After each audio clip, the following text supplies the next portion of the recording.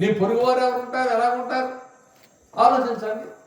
నీ చెడు అలవాట్ల నుంచి నువ్వు విముక్తి పొందలేవు, నీ చెడు జీవితాన్ని నువ్వు మార్చుకోలేవు. బైబిల్ చెప్పింది అదే. నువ్వు ప్రభు దగ్గర ఆయన మారుస్తాడు.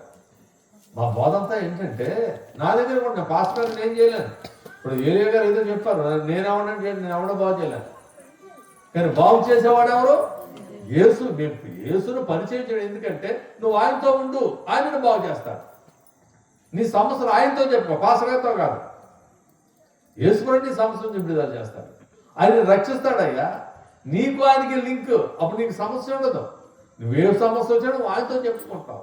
ఇప్పుడు కొంతమంది పాస్టర్లు మాతో చెప్పండి, మీ రోగాలు బాగు చేస్తాం, మీ కొరకు మేము ప్రార్థన చేస్తాం, మీ సమస్య అది తప్పు, నేను ఒప్పుకుందాం, మేము ఎవరు అలా చేయలేం. నువ్వు ప్రభుతో చెప్పుకో. ప్రభువు నిన్ను సృష్టించిన సృష్టికర్త. నీ రోగం ఏంటో ఆయనకి తెలుసు, నువ్వు సృష్టించాడు కనుక నీ సమస్య ఏంటో ఆయనకి తెలుసు. నాకేం తెలుస్తుందండి?